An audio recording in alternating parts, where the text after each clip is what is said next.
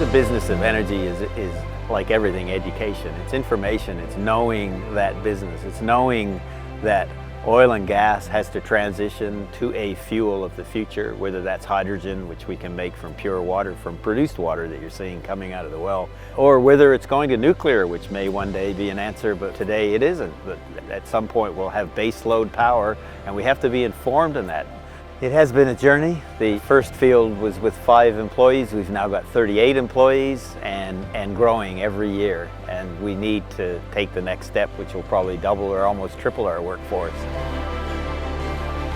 Well, this is the amazing thing we've been able to establish, has been the fact that we bought a field like this where you can hear the water running in the background. And we see in all of the producing oil fields out through Australia, certainly the ones we own, and everybody else, that there's a lot of water just going to waste. And my thought 5 years ago when we bought this field was that if we could put CO2 into the ground, that we would then be in a position to enhance recovery and store that CO2 along the way. That to me is giving back to society. For years we've been taking oil out, now we're going to put the CO2 back in.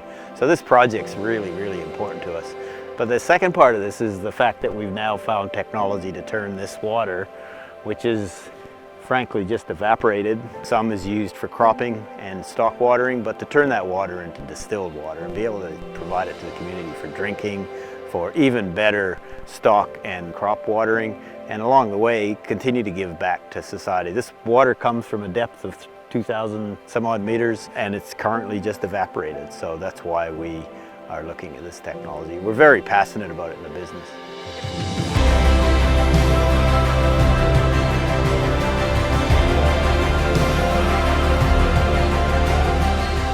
For me, this company is about integrating a sustainable future. The farmers, the land, our people, the hardware, harmony with tech and nature, it all matters. Well, we started Bridgeport with a mission, and that plan was to bring oil production out of the dark ages and move our fields towards a newer age.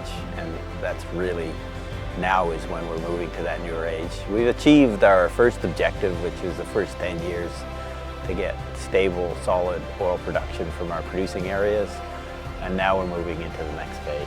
We know the world has to go to carbon sequestration. It's been 10 long years in the industry getting that realization, and there's only a few of us in the forefront here in Australia, 2 of us, Santos and ourselves, seriously working towards carbon sequestration in older oil fields.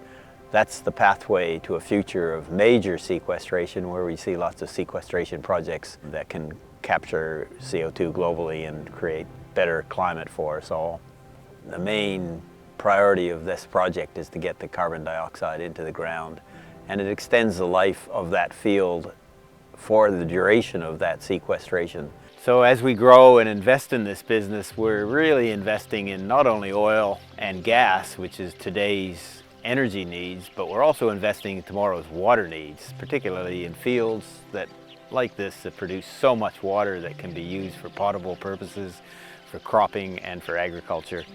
It really is a sustainability story. When these wells go from producing oil and gas to producing 100% water, they'll be there for eons, or for decades anyway, for the use of the farmers and locals. And that's really the sustainability story behind the oil and gas business today.